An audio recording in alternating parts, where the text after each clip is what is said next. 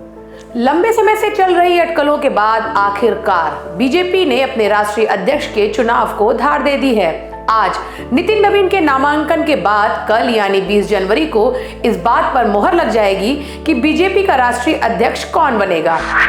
विश्व की सबसे बड़ी पार्टी, करोड़ों सदस्य, लेकिन कोई खींचतान नहीं। जी हां, हम बात कर रहे हैं भारतीय जनता पार्टी की, जहां हर एक फैसला कुछ इस तरह से होता है कि कोई हो हल्ला नहीं होता।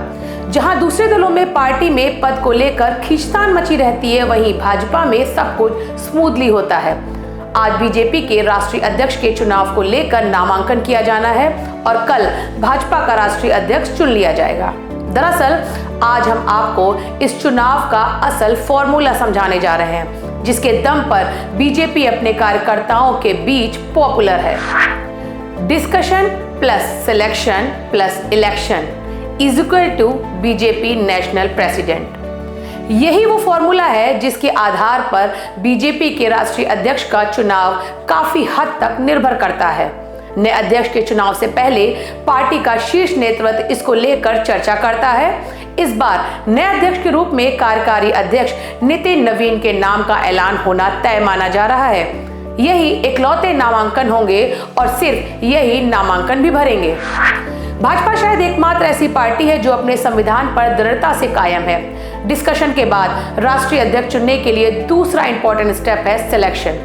बीजेपी के संविधान के अनुसार पार्टी का राष्ट्रीय अध्यक्ष चुनने के लिए निर्वाचन मंडल की सूची तैयार की जाती है, जिसमें 5,708 मतदाताओं को शामिल किया गया है। इसमें पार्टी की नेशनल काउंसिलिंग और राज्य परिषदों के प्रतिनिधि शामिल होते हैं, जो राष्ट्रीय अध्यक्ष के चुनाव में मतदान कर सकते हैं। इस बार नेशनल काउंसिलिंग में 35 नेताओं को जगह मिली है, जिनमें प्रधानमंत्री नरेंद्र मोदी, गृह मंत्री अमित शाह, पार्टी के निवर्तमान राष्ट्रीय अध्यक्ष जेपी नड्डा, रक्षा मंत्री राजनाथ सिंह समेत कई वरिष्ठ नेता शामिल हैं। निर्वाचन मंडल तैयार होने के बाद चुनाव नामांकन भरा जाता है। बता दें कि अगर एक से ज्यादा नामांकन भरे जाएंगे तो मतदान कराया जाएगा और मतदान के बाद मतगणना भी होगी।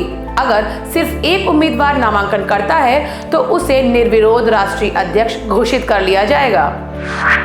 ऐसा नहीं है कि पार्टी के राष्ट्रीय अध्यक्ष बनने के लिए योग्यता मायने नहीं रखती।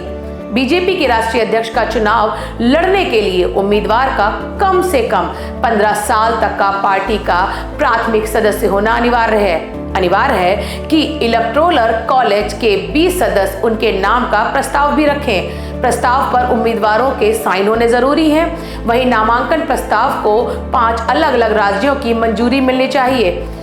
बीजेपी के राष्ट्रीय अध्यक्ष 3 साल के लिए चुने जाते हैं और अगर पार्टी चाहे तो 3 साल के लिए उसका कार्यकाल बढ़ा भी सकती है। ऐसे में अब जब बीजेपी को अपना नया राष्ट्रीय अध्यक्ष मिलने जा रहा है, ये देखना भी जरूरी होगा कि आने वाले चुनाव में पार्टी अपनी और कितनी धार तेज करेगी और अपने कार्यकर्ताओं नेताओं में कितना जोश भरेगी। द होल के लिए श्रुति गुप्ता की ये रिपोर्ट।